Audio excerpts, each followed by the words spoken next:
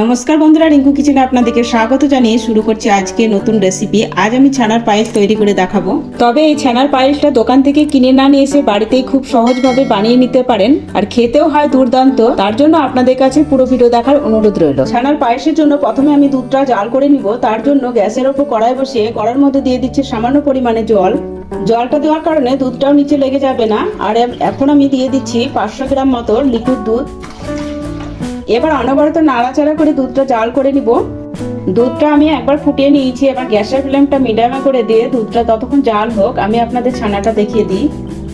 আগে থেকে আমি 500 গ্রাম দুধের ছানা কাটিয়ে নিয়েছিলাম, তবে ছানাটা আমি আপনাদের কাটানো দেখালাম না। ভিনেগার বা লেবু রস দিয়ে ছানাটা আপনারা কাটিয়ে নিতে পারেন। লেবু রস বা ভিনেগার দিয়ে ছানাটা কেটে নেওয়ার পর 2 থেকে 3 বার নর্মাল জলে ছানাটা ধুয়ে নেবেন, তাতে করে ছানা টক ভাবটা চলে যাবে। আমি ছানাটা এভাবে একটু ভেঙে দিলাম, কারণ ছানাটা যাতে দলা বা গোটা গোটা না থাকে তার জন্য।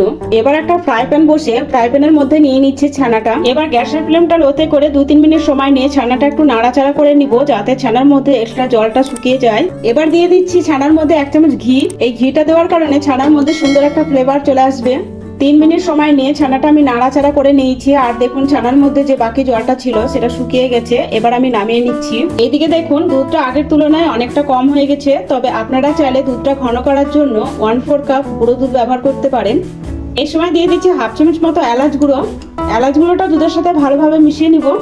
এলাচ গুঁড়ো মিশিয়ে নেওয়ার পর দিয়ে দিচ্ছি এই দুধের মধ্যে ছানা। এবার দুধের সাথে ছানাটা ভালো করে মিশিয়ে নিতে হবে। ছানাটা দেওয়ার সময় অবশ্যই গ্যাসের ফ্লেমটা লো করে ছানাটা দিবেন, তাতে করে দুধটা কেটে যাওয়ার সম্ভাবনা থাকে না। এই সময় দিয়ে দিচ্ছি টুকরো করে রাখা অল্প একটু কাজু, আর দিব অল্প একটু টুকরো করে রাখা আমন্ড বাদাম। তার সাথে দিয়ে দিচ্ছি 3 থেকে 4 চামচ মতো চিনি।